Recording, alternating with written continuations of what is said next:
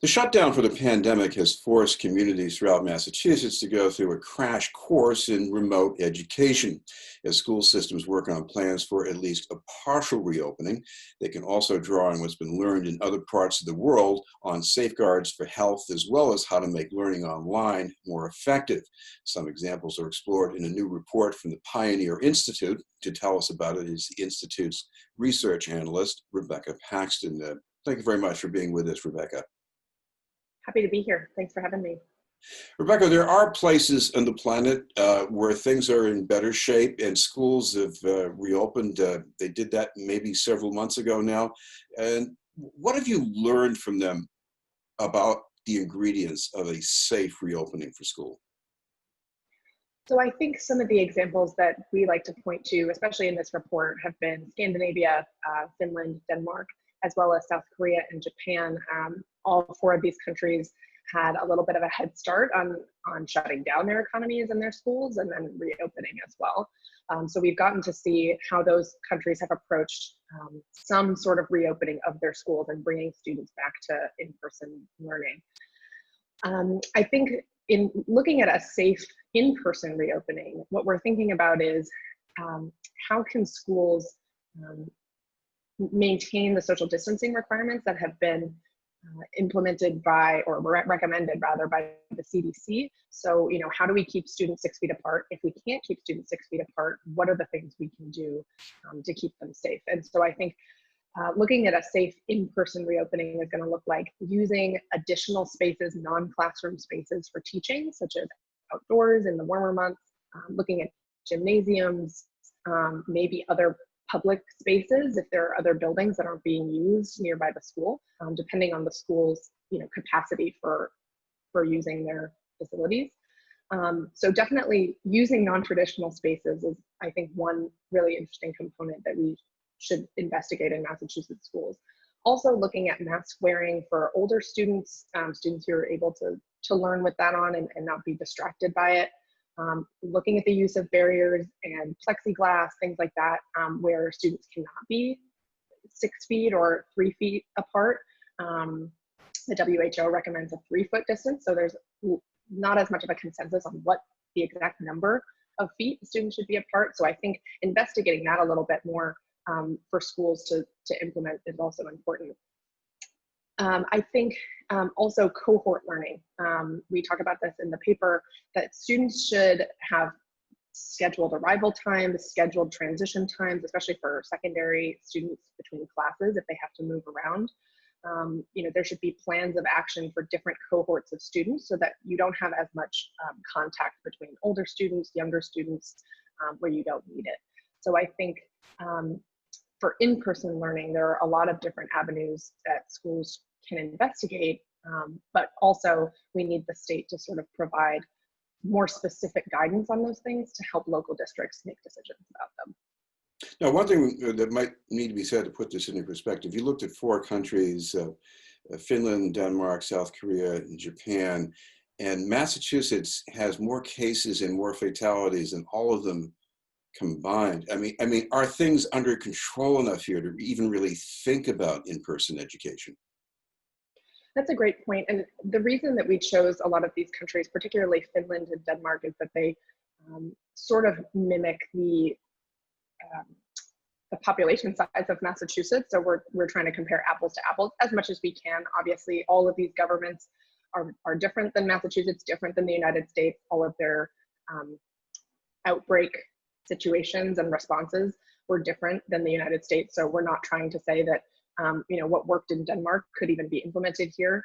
But we are trying to just provide sort of a wide swath of examples that the Massachusetts and the United States can learn from.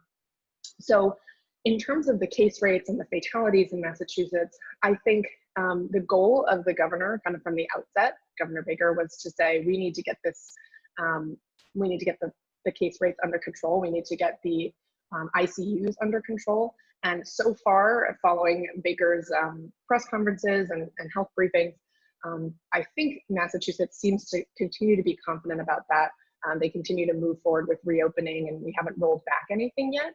But one thing I would remark about that is, we need to be very careful about the trade-offs we make between reopening and keeping people safe. And so I think that's why if we are going to reopen schools, and I think it's important to reopen schools, especially for young students that don't do well remotely or aren't used to learning remotely, especially for parents who aren't able to necessarily be with their children for the entire school day on a computer. It's important to get those kids back to school, but we need to think about, if we're going to reopen schools, are there other phases of reopening society that maybe we can put on hold in order to keep people generally safe? So for example, large events, gyms, restaurants. I'm not saying those things shouldn't be open. I'm just saying, we need to kind of keep in mind what we're reopening for adults and how that might affect keeping children safe and making sure that they can go to school in person without increasing kind of contagion rates and hotspots in the state. I want to come back to one of the challenges about students in upper grades, because normally what those students do is you start off the day in a homeroom, but you could be taking chemistry with students from another homeroom and then take another course with students from yet another homeroom. So that's why you said we need cohorts, but how could that work at high school level? So one thing that I believe they were doing in Denmark is that they were using elective teachers as homeroom teachers. So they were splitting up homerooms, one, to increase the capacity for distancing in each classroom. So there would be fewer students per homeroom. One teacher would be coming into contact with fewer students in the morning. I think in terms of having students going back and forth between classrooms and switching sort of their classmates every 45 minutes, I think there needs to be, again, some guidance from the state. The state has public health experts who are working on this all the time. I'm not a public health expert, so I don't know exactly how much of those transitions are good versus bad for spreading the virus. But I do know that local school districts at the end of the day are going to do what they feel they need to do, and if they don't have a lot of guidance, they may just say, we're not gonna go in person. We're not prepared to handle this. So that's the first thing I would say, is we certainly need more input, more specific input from the state and public health experts on on solutions that schools could take, especially for high school students who may be switching classrooms and interacting with many more people at a time. I think having, again, specific schedules for students. They arrive at a certain time in the morning. They report only to certain classrooms. Maybe have teachers move around classrooms and have students stay in place. Again, schools also need to be in contact with teachers to ensure that teachers are feeling protected and feeling safe, because teachers also have to interact with many, many students, especially if they're teaching many classes a day, and instead of just one grade level. So I think there's an issue of communication. We need communication between students, the schools, and the teachers, but we also need more specific guidance as to how to set up maybe these tracks or schedules for different class groups, different grade levels. Again, it is more complicated when you're thinking about a high school situation, especially if you have the difference between honors classes and AP classes and things like that. But I think having schedules is one way to start. Now, in Boston, we're going through a process right now where the local school officials are hearing from the community and other stakeholders about what to do. But in addition to that, what's needed from the state that hasn't been there yet? I think, the state has put out, again, a lot of guidance on these 3 plans that they want all school districts to develop. They want them to develop an in-person plan for reopening schools. They want them to develop a remote plan, totally online, and in addition, they want to develop sort of this hybrid model. I think what the state needs to do is, again, be a little bit more specific about what each of these entails, and also invest and investigate options for online learning, because online learning is going to be a component of all 3 of those plans. We don't know if a school starts in person, they got to have a plan for switching back to remote if there's an outbreak. If a school starts in remote and things are not going well remote, or they think that they can reopen, schools need a transition plan between starting off remote in the fall and going to in-person. So I think there needs to be either public health metrics on when to decide where those transitions are between the 3 plans, as well as how school districts should look to implement those 3 plans. Right now, the school districts are sort of left to their own devices to determine what they would do under each of those scenarios. And I think the state needs to step in, again, with public health knowledge and say, these are the things you should be looking for to move forward, or these are the things you should be looking for to move back to remote learning. I think also, sorry, go ahead. No, I'm going to ask you because of something else in your report. In Boston with online learning, we had some innovation, some improvisation, a significant number of students who were disconnected. But what about the lessons we can learn from, I think was Florida that you brought up in your report? What did they do that we might learn from here? Absolutely. So in Florida, they've had this Florida virtual school program for a long time, where teachers are trained and certified in using virtual platforms to instruct students. It's a fully virtual high school program.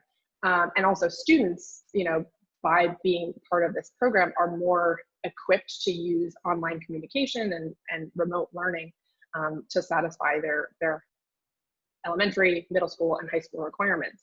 So I think, first of all, Massachusetts has had restrictions on what schools can do in terms of remote learning. There have been barriers to investing and developing robust online platforms.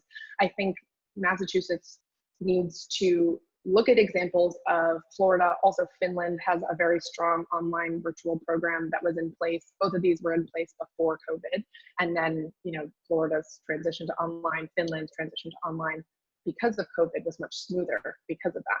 So I think that Massachusetts needs to look at some of these online programs and also invest in, getting laptops and Wi-Fi connections for students who may not have that necessarily, because not all areas of the state are as connected, and not all students are as connected to their schools and their teachers. So but if the state is able to sort of invest in that program and develop a platform and train teachers and communicate with parents and students, those transitions to online learning and the development of students' education will be much smoother and much better. Right now, I think most students in the spring were just trying to maintain their level of learning. They weren't necessarily learning anything new, and if this pandemic recovery is going to continue to go on, which I believe it will for a little while, we need to be prepared to make sure students get their educational needs met.